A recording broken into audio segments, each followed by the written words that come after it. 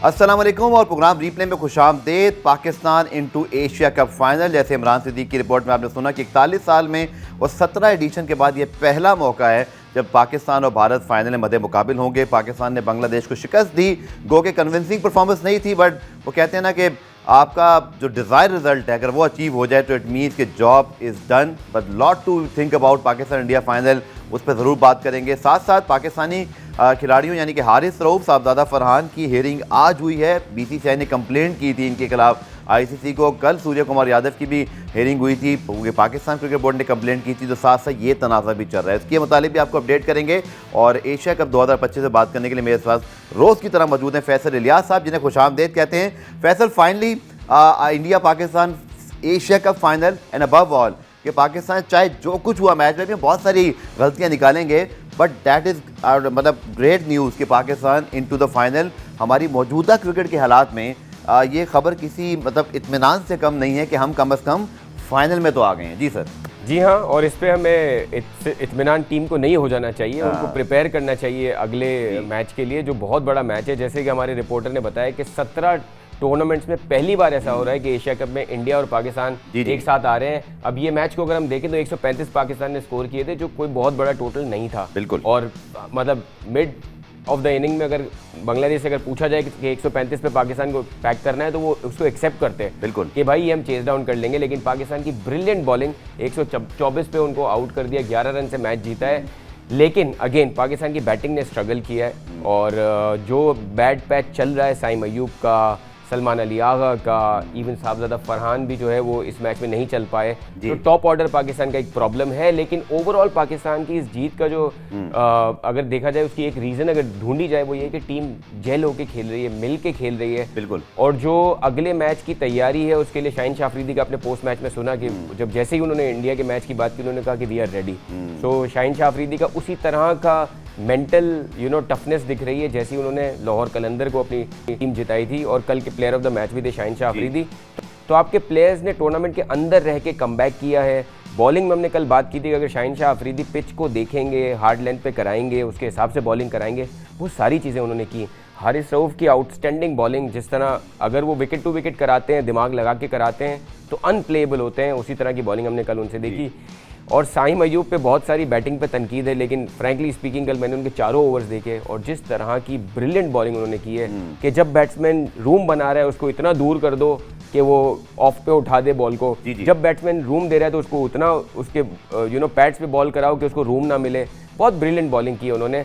एक इम्प्रूवमेंट आपको ज़रूरत है, वो है आपके जो मेन स्पिनर हैं आपके अबरार, उनकी बॉलिंग में मुझे लगा कि अभी भी वो ये नहीं समझ रहे कि दुबई के पिच में आपको थोड़ा सा तेज़ कराना है। मुझे लगा कि वो बहुत स्लो करा रहे थे। उन जो लेफ्ट हैंडर हैं उनको छोटी बाउंड्री देख के भी वो स्लो उनको लेग पे करा रहे थे, जो बहुत आसानी से 2 छक्के लगे। बिल्कुल। जहाँ एक पॉइंट पे हमें लगा कि बांग्लादेश गेम में वापस आ सकता है। बिल्कुल ठीक। तो I think you need to have this correction in Abrar's bowling के दुबई के पिच में थोड़ा सा पेस के साथ बॉलिंग करनी पड़ेगी, जिस तरह साइम अयूब कर रहे थे, जिस तरह आपके बाकी बॉलर स्पिनर्स ने भी कोशिश की कि थोड़ा तेज करें। So overall a great game of cricket and like you said के जिस तरह की अभी सारी सिचुएशन चल रही है इसमें पाकिस्तान की अच्छी performance is like a ray of hope for the entire nation कि अगर हम अल्लाह करे फाइनल में अच्छा मैच दे जाए अपनी आवाम को तो नथिंग लाइक इट। बिल्कुल, साइम की बैटिंग परफॉर्मेंस आपके सामने है, बहुत स्ट्रगल कर रहे हैं, लेकिन सबसे ज़्यादा अब उनकी 8 विकेटें हैं इस टूर्नामेंट में। दुनिया के इस एशिया कप के चौथे बेहतरीन बॉलर हैं वो स्टैट्स में, तो ये ओवरलुक नहीं किया जा सकता। लेकिन फैसल लॉट इन्होंने देखे, इन्होंने पूरे 6 मैचेस में बॉलिंग नहीं कराई है। एक मैच में बिल्कुल बॉलिंग नहीं कराई, एक मैच में सिर्फ 1 ओवर कराया है।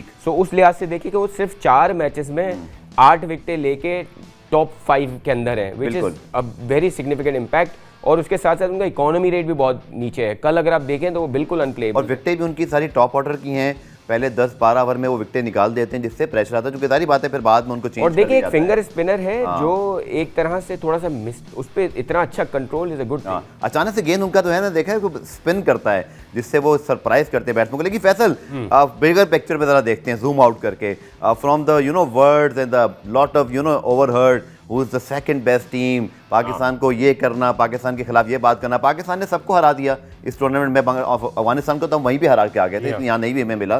तो ये तो कोई डाउट रहा नहीं कि सेकंड बेस्ट टीम कौन है, क्योंकि जो फाइनल में आता है वही 1 और 2 होता है। और फिर मौजूदा हालात में फैसल अगेन जो होगा फाइनल में वो बहुत डिस्कस करेंगे, हमारे पास अभी 2 दिन हैं, कल का शो भी है, परसों भी। बट फ्रॉम द पोजीशन जहां आपने बहुत अरसे से कोई फाइनल नहीं खेला, यूएसए से आप वर्ल्ड कप में हार गए, आपकी बायलैटरल सीरीज आप हारे मतलब वेस्ट इंडीज़ से और बांग्लादेश से, उस कॉन्टेक्स्ट में इंडिया के दोनों मैचेस में से भी एक मैच में कंपेटिटिव रहकर बाकी सब टीमों को हराकर फाइनल में आना, आई थिंक टीम के मोराल के लिए वो जो डाउट्स हैं सलमान अली आगा पे, मुझे नहीं पता मैं क्या डिस्कशन करूं, क्योंकि एज अ कैप्टन तो उनको एक अचीवमेंट मिलेगी क्योंकि वो कैप्टन है, बाहर होते तो उन पर ही ज़्यादा नजला गिरना था। बट बैटिंग के अलावा फिर आपके कोच, आपके पूरे सेटअप पे एक बिलीव आ जाता है, उस एंगल से आप कैसे देते हैं? क्योंकि मैंने कल देखा लोग अब थोड़ी बात कर रहे हैं कि फाइनल में हम आ गए हैं तो देखें बदला ले सकते हैं, हम कुछ भी कर लेंगे, 2017 के रेफरेंस आ रहे हैं। पाकिस्तान क्रिकेट के लिए कितना सिग्निफिकेंट है ये? देखिए 2023 का जो 50 ओवर एशिया कप था ना, जिसमें हम बहुत बुरे तरीके से मार खाए थे, उसके बाद हमने 2023 का वर्ल्ड कप भी बहुत बुरा खेला, इसके बाद हमने T20 वर्ल्ड कप भी बुरा खेला। ये 3-4 बड़े major tournaments after 2023, first time after 2-3 years and losing such significant tournaments, आपकी टीम ऐसी लगना शुरू हुई है कि ये टीम एक दूसरे के लिए खेल रही है, अच्छा जेल हो रही है। और पाकिस्तानी टीम जब भी डाउन एंड आउट होती है और वो मुत्तहिद होकर खेलती है तो आपको इस तरह के रिजल्ट्स मिलते हैं। और इसमें कोई मुज़ाहिका नहीं है कि अगर इसी तरह ये खेले और थोड़ा सा किस्मत भी हमारे साथ रही तो हम इंडिया को बीट कर सकते हैं। और दूसरी बड़ी बात ये है कि आपके जो फील्डिंग है, मुझे लगता है कि दुबई की कंडीशन में बांग्लादेश ने बहुत सारे कल कैचेस छोड़े, इंडिया ने हमने देखा है कि पाकिस्तान के अगेंस्ट कैचेस छोड़े थे। दुबई में कहते हैं वो लाइन ऑफ फायर की वजह से आपके ऊंचे जो कैचेस होते हैं, एरियल कैचेस, वो मुश्किल होते हैं, लेकिन पाकिस्तान ने वो अच्छे किए हैं। अगर आप कल साइम अयूब के कैचेस देखें, आप नवाज का एक कैच जो पहला कैच था वो देखें, these were difficult catches, Pakistan ने अच्छे तरीके से लिए हैं। सो अगर यही आपका फोटे रहा कि आप कैचेस लेंगे, आप देखें कल के मैच में आप 50 पे 4 हों, आखिरी 8 ओवर में, 12 ओवर में आप 50 पे 4 हों, आखिरी 8 ओवर में आप 80 रन कर जाएं, ये एक मतलब अच्छी टीम के साइंस है। मतलब ये वो साइंस है कि आप किसी भी पोजीशन से जाके जीत सकते हो।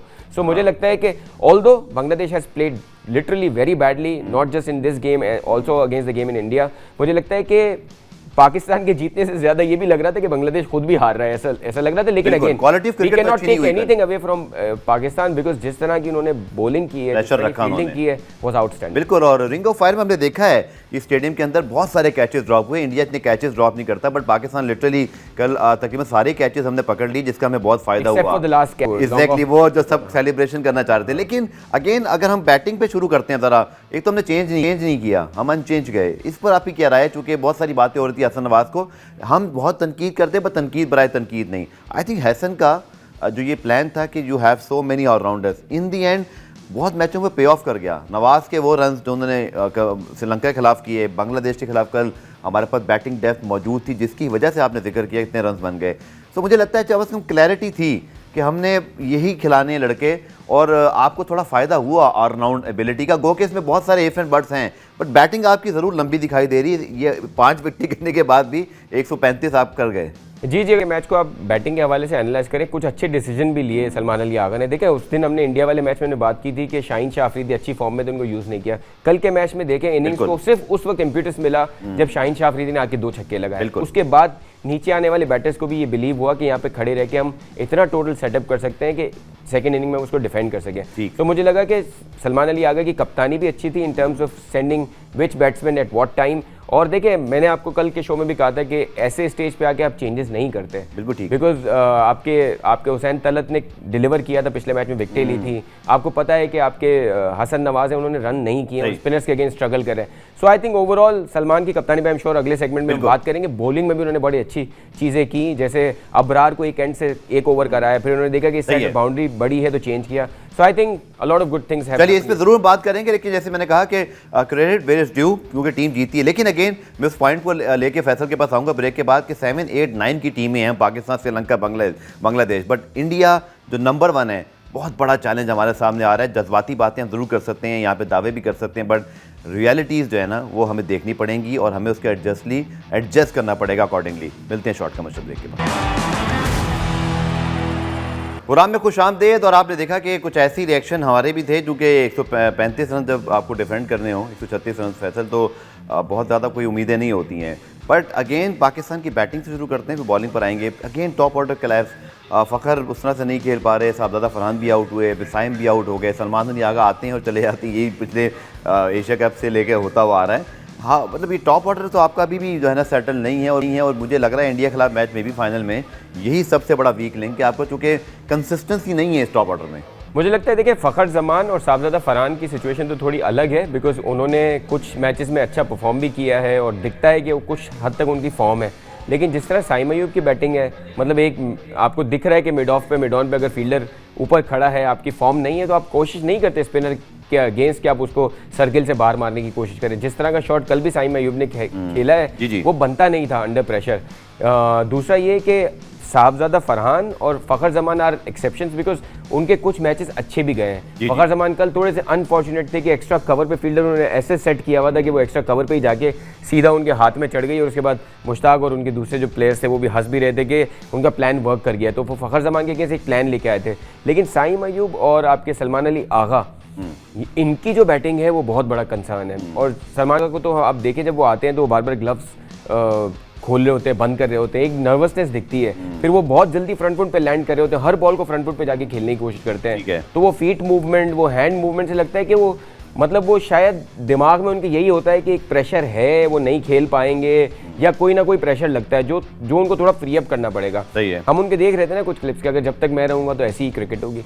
जब ऐसी क्रिकेट खेलनी है तो फिर आपके टांगों में वो कपकपाहट भी नहीं होनी चाहिए जो दिखती है आप जब ग्लव्स बार बार खोलते बंद करते हैं, और आपके फीट से ही मूव करने चाहिए। और गफ्फार साहब इसमें जो है ना क्रिकेटर की प्रैक्टिस, उनका माइंडसेट, ये सारी चीजें काउंट करती हैं। If you have the skills you have to show it on the ground. कप्तान अगर इतना कंसिस्टेंटली नहीं परफॉर्म करेगा, मतलब एक तो होता है अंडर परफॉर्म करना, बिल्कुल ही परफॉर्म ना करना, तो वो एक कंसर्न होता है टीम। देखिए आपने बात की शाहीन शाह अफरीदी की, फैसल पिछले मैच में भी हम यही डिस्कस कर रहे थे, बट अगर साइम की भी उस तरह से रन नहीं आ रहे, अब आपके पास 4 ऐसे प्लेयर हैं, हारिस, नवाज, इसी तरह फ़हीम अशरफ और फिर शाहीन शाह अफरीदी, चले मैं शाहीन को उस कैटेगरी में लाऊंगा कि आप उनको टॉप ऑर्डर में भेज दें, उनको आप सिर्फ पिंच हिटर के तौर पे भेज सकते हो, बट आप शफल नहीं कर सकते। हारिस एक ऐसा प्लेयर है जिसने कल भी इम्पैक्ट वाले रन किए, जब वो खड़ा होता है तो रन करता है, ये उसकी क्वालिटी है। अगर आपके टॉप ऑर्डर में इतनी श्योरिटी नहीं आ पा रही सलमान की वजह से, तो फिर आप सलमान से पहले हारिस को भेजिए या फिर फ़हीम अशरफ को भेज दीजिए, चूँकि क्लियरली बहुत स्ट्रगल किया कल भी हमने। 12 ओवर में 55 run is on any wicket. मैं समझता हूँ अगर आप स्ट्राइक रोटेशन भी करें तो आप 70-80 तक तो जाएं। ये रोज़ रोज़ नहीं होगा सर, जो कल आपको नवाज बचा लेते हैं, कभी वो बचा लेते हैं, बड़ी टीमें आपको इतना मौका नहीं देती। ये आपकी बात सही है कि हमें भी ये लगता है कि आपके पास नीचे जो है ना इतने सारे ऑलराउंडर्स हैं, फ़हीम अशरफ हो गए या आपके पास हारिस हो गए या आपके पास नवाज हो गए, और शाहीन शाह अफरीदी भी एक ऑलराउंडर की तरह उभर के आ रहे हैं, जो फाइनली जो वो कहते थे वो दिख भी रहा है कि वो बैटिंग भी अच्छी करते हैं। सो आप इन चारों में से किसी एक दो को तो यूज़ करना पड़ेगा आपको ऊपर। अगर आपकी पहली विकेट गिरती है तो आप हारिस की बजाय मुझे लगता है कि फ़हीम को या नवाज को आप ट्राई कर सकते हैं। चलिए पुराने ब्रेक शामिल करते हैं, ब्रेक से वापस आकर पाकिस्तान की बॉलिंग को मजीद डिस्कस करेंगे। पुरान में खुशामदेद, और ये पहली मरतबा नहीं हुआ कि Pakistan bowling comes to rescue Pakistan. और फैसल अगेन, चाहे वो श्रीलंका का मैच था या यह, बहुत ही अच्छी बॉलिंग एफर्ट है। और एक चीज़ बड़ी अच्छी नज़र आ रही है कि जब आपके शाहीन अपना काम करेंगे, विकेट लेके देंगे, हारिस रऊफ आके प्रेशर डालेंगे, स्पिनर्स आकर टैंगल्स बनाएंगे, थोड़ा सा स्क्वीज़ करेंगे। सो लिटरली ऐसा लग नहीं रहा कि आप कोई वीक लिंक है आपकी बॉलिंग में। नवाज अगर बॉलिंग नहीं कर रहे तो नहीं कर रहे, फिर आपने उनको रिप्लेस कर दिया। So we look like a well oiled unit जो जेल होकर बॉलिंग कर रहा है और फील्डिंग भी उसका साथ दे रही है। बिल्कुल सही बात है। जब आप 135 रन का टारगेट चेस कर रहे डिफेंड कर रहे होते हो तो आपको पावर प्ले में आपकी बॉलिंग अच्छी होना ज़रूरी है, पावर प्ले में आपने विकेट्स लेना ज़रूरी है, आपकी बॉलिंग चेंजेस सही स्पॉट ऑन होनी चाहिए। कल के मैच में हमें ये सब दिखा। सलमान अली आगा ने और शाहीन शाह अफरीदी ने पहली बार मैंने देखा कि वो हार्ड लेंथ पे बॉलें कराते रहे। उन्होंने वो प्रिडिक्टेबल नहीं थे कि ऊपर ही लेंथ पे करा रहे हैं, और एक अच्छे बॉलर की ये निशानी होती है। बुमराह को आप देखेंगे वो हार्ड लेंथ पे करा के पहले पिच को असेस करते हैं, बिकॉज देखें दुबई की कंडीशन में every new match is giving you new things. मतलब आपको यही पिच थी जहां अभिषेक शर्मा इतने आसानी से रन कर रहे थे, लेकिन आज कल देखें सारी पूरी दोनों टीमें कंप्लीटली स्ट्रगल की हैं। ठीक है। तो अच्छा, सारी चीज़ें सही रही। पावर प्ले में आपने विकेटें ली, उसके बाद हारिस रऊफ को आप सही टाइम पे लाए बॉलिंग कराने के लिए, स्पिनर्स आपने सही यूटिलाइज किए, अबरार, नवाज। मुझे लगता है कि फ़हीम अशरफ थोड़ा सा एक वीक लिंक है। जब वो 19वां ओवर करा रहे थे, बात आपने छीन ली, ये भी कह रहा था कि नया बॉल से थोड़ा सा वो उस तरह के कैलिबर के नहीं लग रहे, वो शायद मिक्स एंड मैच में दो सकते हैं। तो क्या ऑप्शन है कहीं अभिषेक शर्मा के लिए? क्या हम कोई स्पिनर भी कोई आउट ऑफ, हम ऑब्वियसली इस पर डिटेल बात करेंगे, बट आपने सही पॉइंटेड किया। मेरा यही सवाल आपसे था कि फ़हीम अशरफ लुक्स कि थोड़ा सा वो नई बॉल के कैलिबर के बॉलर नहीं लग रहे। अब आप देखें 19th ओवर में जब वो आए ना, उनकी बॉडी बिल्कुल स्टिफ थी, मतलब वो सीधी सीधी फेंके जा रहे थे। बिल्कुल। अगर कोई भी एक बैटर होता जो अटैक कर सकता था, देखिए उनकी 9 विकेटें गिर गई थी, अगर 7 विकेटें भी गिरी होती ना तो हम हमारे गले पड़ जाता। लेकिन हुसैन तलत को नहीं आजमाया आपने ज़्यादा, थोड़ा सरप्राइजिंग था, थोड़ा सरप्राइजिंग। शायद 19वां ओवर दे सकते थे आप, कर सकते थे, लेकिन शायद ये था कि थोड़ा सा पेस इनका ज़्यादा है फ़हीम अशरफ का, तो उनके पास चांसेस ज़्यादा हैं। इवेंचुअली उन्होंने वो ओवर निकाल लिया, लेकिन वो एक वीक लिंक ज़रूर है आपका। सो कहीं देखना होगा कि पिच को देखते हुए जिस तरह की स्पिन को हेल्प हो रही है, एक तो अबरार ने अपना पेस सेट करना है दुबई की पिच पे, दूसरा अगर सुफियान मुकीम की जगह बनती है तो he should be in the team, because allrounder बहुत सारे हैं। हुसैन तलत या फ़हीम अशरफ में से आपको एक को फोरगो कर सकते हैं टू ब्रिंग इन सुफियान मुकीम, एक सरप्राइज फैक्टर भी हो जाएगा इंडिया के लिए। ठीक है। हसन नवाज अगेन, मैं अब इंडिया मैच को थोड़ा टच कर ही लें, जो कि बॉलिंग की हमारी डिस्कस हो गई। वो एक ऐसा प्लेयर है जिसको हमने बड़ा हाई रेट किया, उसके कॉन्फिडेंस के लिए पता नहीं कैसा होगा कि आपने मिड टूर्नामेंट में उसको बिठा दिया।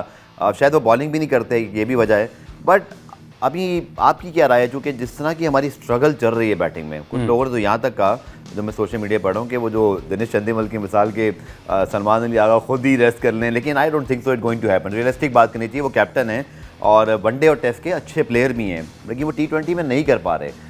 तो ये तो ऑप्शन मेरे ख्याल में है ही कोई नहीं। अब आपको शायद इसी से काम चलाना पड़ेगा, जो सब कुछ हमारे पास है। पूरे पाकिस्तान में आप किसी डिपार्टमेंट में देख लें, कोई ऐसा होता है जो अपनी परफॉर्मेंस ना होने पे रिजाइन जगह छोड़ दे। ऐसी तो बात हम करें ही नहीं। कुर्सी कौन छोड़े जी? कुर्सी, हाँ। तो ये तो, और अभी जिस तरह चल रहा है, देखिए मिडिल ऑर्डर में सूर्य कुमार ने भी कुछ नहीं किया है, संजू सैमसन ने नहीं किया, तिलक वर्मा ने नहीं किया। तो ये बात, इतना तो हमें इनको देना पड़ेगा कि कप्तानी अच्छी की है। देखिए कल चेंजेस बड़ी अच्छी की है, चाहे उनको नवाज हेल्प कर रहे थे या कोई भी हेल्प कर रहा था। ऐसे देखिए जो टीम हमारी सिचुएशन चल रही थी कि शाहीन शाह अफरीदी की कप्तानी के बाद उनका थोड़ा एक मेंटली हमें लग रहा था कि वो he is not there in the game, उन सब चीज़ों को सही करके सारी टीम को एक पर्पस के लिए लड़ाना, वो काम तो वो सही बिल्कुल, जो जिन्होंने कहा कि क्रेडिट वेयर ड्यू, अगर आप हारते हैं तो उसी पे। और देखिए बाबर की कप्तानी में आज भी ये कहते हैं कि भाई वो सेमीफाइनल तक तो ले जाता था, तो इन्होंने तो पहले ही बिल्कुल ठीक है, पहले ही टूर्नामेंट फाइनल में लेकर गए, उनका क्रेडिट है, इसमें कोई शक ही नहीं। और एशियन कंडीशन में आप एशिया की, इंडिया के अलावा सारी टीमें देख लें, आपने देखे चाहे वो ट्राई नेशन में जो फाइनल हराया था ना, उसने जरूर अफगानिस्तान को हिलाया जरूर था, उनकी उसकी वजह से इनका ये पूरा टूर्नामेंट खराब हो गया। तो आप देखें अफगानिस्तान को आपने हराया, Bangladesh, Sri Lanka, now it's time for number 2 sir हम कंफर्म हो गए हैं, जीतते हैं तो नंबर 1 के लिए हम कंटेंडर हो जाएंगे। मिलते हैं शॉर्ट कमर्शियल ब्रेक के बाद। प्रोग्राम में खुशामदीद विद द ब्रेकिंग न्यूज़ कि आईसीसी ने भारतीय कप्तान सूर्य कुमार यादव को जो कोड ऑफ कंडक्ट की खिलाफ वर्जी है उसका मुर्तकिब करार दे दिया है। और ये हेयरिंग कल हुई थी ICC match referee Richie Richardson की जानिब से, जिसमें उनसे पूछा गया कि आपने जो सियासी बयान दिए थे उस पर वजाहत दें। जो वजाहत दी उससे आईसीसी मुतमिन नहीं हुआ, और इसके बाद हमें ज़रा ये कंफर्म कर रहे हैं कि उन्हें कोड ऑफ कंडक्ट की जो खिलाफ वर्जी है उसका मुर्तकिब करार दी गई। इस लिहाज से बड़ी खबर है कि वो भारत के कप्तान हैं, आईसीसी की जानिब से उन्हें चार्ज किया जाएगा, और उन्होंने चूँकि अपील की है तो ये मामला मज़ीद जो है वो इंटेंसीफाई हो सकता है। दूसरी तरफ साहबजादा फरहान और हारिस रऊफ की जो हेयरिंग है वो भी आज हुई, और उन पर भी इसी तरह जुर्माने और उसका इम्कान है। लेकिन भारतीय कप्तान चूँकि सियासी बुनियादियों पर ये बात कर रहे थे, तो इस वजह से ये एक एग्जाम्पल शायद आईसीसी सेट कर जाता है ना। फरहान के ऊपर जो बात हुई है और जो सारी हारिस रऊफ पर, वो अभी सामने आएगी। बट फैसल, भारतीय कप्तान ने जिस तरह की बात की उनको रोकना बहुत ज़रूरी था। आईसीसी ने उन्हें मतलब जो है वो कोड ऑफ कंडक्ट का ब्रीच जो है उसको ऑफिशियली जो है वो अभी कुछ देर में जारी हो जाएगा। I think ICC want a full stop hair कि अब ये मजीद ये सब नहीं होना चाहिए। क्रिकेट की बेहतरी के लिए है, मुल्कों की बेहतरी के लिए है, और हमने कभी इंडिया के कप्तान किसी कप्तान को भी ऐसे करते देखा नहीं है। और हमने अपने शोज़ में बात की थी कि विराट कोहली, रोहित शर्मा और जितने भी पुराने कप्तान हैं उन्होंने अपनी डिग्निटी, अपनी एक ग्रेस रखा था पाकिस्तानी टीम्स के अगेंस्ट। और किसी कप्तान ने देखें, सूर्य कुमार ने उसके बाद आके भी ये बोला कि अब राइवलरी नहीं है या वो चीज़ें नहीं है। पाकिस्तान की टीम भी बहुत स्ट्रांग रही है और इंडिया को लगातार मारा है, लेकिन कभी किसी ने बहुत मारा है, किसी ने कभी आके ये नहीं बोला कि हमारी कोई राइवलरी नहीं है। की बात है ना सर, अपने एग्जैक्टली। सो मुझे लगता है कि अब जरूरी हो गया था सूर्य कुमार पे ये सब होना, बिकॉज ना सिर्फ उनके बेहतर होने के लिए ये सब हो जाएगा, बल्कि ओवरऑल देखें क्रिकेट में बना एक प्रेसिडेंट। वैसे अब टाइम कम है, इस केस पे कुछ और इंसाइट आपको दे दूं, उस पर फिर हमारे नाज़रीन भी सुन लें कि उन्होंने ये भी किया कि आपके पास 2 ऑप्शन होते हैं आईसीसी हियरिंग में। अगर आप मतलब गिल्टी अपने आप को प्ली करते हैं तो उससे फिर ये होता है मामला खत्म किया जाए, वो उस पे फाइन हो जाता है। नॉट मतलब उन्होंने अपने आप को नहीं कहा कि मुझसे गलती हुई है, जिसकी वजह से आईसीसी ने जब ये बनाया तो अब भारतीय क्रिकेट बोर्ड जो अपील पे जा रहा है ना, this is going to be cinema scene. अब ये आप देखिएगा कि बयानात और ये सब कुछ होगा, तो एशिया कप फाइनल से पहले is become a big controversy now. Sir May onwards India ने हर मैदान में मार खाई है, हवा में भी मार खाई है, मार ही खा रहे हैं वो। और यहाँ पे भी देखें ये जो इनकी हरकत है, इसकी वजह से अगर इनको अपोलोजाइज करना पड़ता है तो वो अपने स्टेटमेंट से अपोलोजाइज कर रहे होंगे, जहाँ इन्होंने इतने देशभक्ति के स्टेटमेंट्स दिए हैं। तो बस एक क्रिकेट मैच में फाइनल में हारना इनका बाकी रह गया है। उम्मीद करते हैं वो संडे को हो जाए तो पूरा पैकेज बन जाएगा। चलिए जी, इसमें हम आगे न्यूज़ में भी, डॉन न्यूज़ पे आपको सारी तफसीलात मिलती रहेंगी। और प्रोग्राम के खत्म करते हुए, India versus Sri Lanka is a dead rubber. India क्या कर सकता है, क्योंकि अभिषेक शर्मा के अलावा लोग ये बातें कर रहे हैं, उनके पास कुछ नहीं है। तो maybe it's time to rest Abhishek Sharma, और शायद वो अपने कुछ और खिलाड़ियों को टॉप ऑर्डर पर लाके एटलीस्ट उनकी बैटिंग करवाएंगे। शायद यही एक उनके लिए अब इस मैच में इंटरेस्ट बचा है। कर सकते हैं, अपने पेसर्स को ट्राई कर सकते हैं, क्योंकि ये पिच पे स्पिन के अलावा पेसर्स को भी हमने देखा है कि अच्छा परफॉर्म कर रहे हैं। तो मुझे लगता है कि जो उनके पेसर्स बेंच पे हैं उनको भी यूटिलाइज करेंगे, और हो सकता है संजू सैमसन टाइप के प्लेयर्स को ऊपर भेज के उनको मौका देंगे पिच को असेस करने का। ठीक है। Sri Lanka obviously I think played for their pride, क्योंकि आप बहुत टूर्नामेंट खेले। हालांकि ऐसा लग रहा था जैसे कि बहुत एक कंपेटिटिव मोड होती है, लेकिन उन्होंने हमारी भी तवक्कुआत जो है ना वो उसको शेल्फ किया, और मुझे लगता है कि वो ज़्यादा अच्छा नहीं कर सके। एंड आई थिंक कोई इसमें कोई चीज़ नहीं है। अच्छा, मैं एक चीज़ आपसे जाते जरूर पूछूंगा, क्योंकि सूर्या कुमार को हमने डिस्कस कर लिया, बट साहबजादा फरहान और हारिस ने भी जो जवाबात दिए, आईसीसी उससे ही मुतमईन दिखाई नहीं देता, क्योंकि उन्होंने तो ये कह दिया कि हमने जो किया है वो सेलिब्रेशन थी। हारिस ने कहा कि 6-0 क्या होता है। हारिस रऊफ पे तो आप देखें, मतलब ये तो मैंने बहुत देखा है फैंस को आप ये हाथ हिलाते, ये तो बहुत ही एक बट अजीब वी थिंक कि अगर सूर्या कुमार को नॉट प्ली गिल्टी के बाद मतलब चार्ज किया जा रहा है, हाँ। तो मुझे तो नहीं लगता कि आईसीसी यहाँ भी क्लीन चिट देगा। अगर आप बैलेंस करने की कोशिश की नहीं, लेकिन आपके प्लेयर्स, अगर आपके प्लेयर्स उस पे आर्गुमेंट नहीं करेंगे और दे एक्सेप्ट देयर मिस्टेक, तो वो खत्म हो जाएगा मसला। आपको मिस्टेक हमने भी नहीं मानी है ना। हाँ, तो हमने कहा कि ये नॉर्मल एक्ट है वाला। लेकिन ये देखें बहुत फर्क है। सूर्या कुमार यादव बातें की है, कप्तान है वो, और जो हारिस रऊफ है वो हमने देखा है कि हारिस रऊफ ने जो किया है ना वो ऑडियंस के रिएक्शन में किया है। एग्जैक्टली, उन्होंने रिएक्शन ऑडियंस को भी देख लें, तो ये बहुत बड़ा फर्क होता है, ये बहुत बड़ा फर्क है। और मैं जाते जाते साहबजादा फरहान ने भी जो की, ये Viv Richards, Asif Ali, sir players सब कर चुके हैं। प्लेयर्स की जब आप वोटिंग करते हैं वो देखें उनके जज्बात होते हैं, चलिए वो मार भी देते हैं। चलिए कल इस पे डिटेल बात करेंगे। बिग कंट्रोवर्सी है डॉन न्यूज़ पे, इंशाल्लाह आपको कुछ देर में सारी तफसीलात मिल जाएंगी। पूरा ब्रीफ प्ले से इतना ही, कल से मुलाकात होगी, तब तक के लिए अल्लाह हाफ़िज़।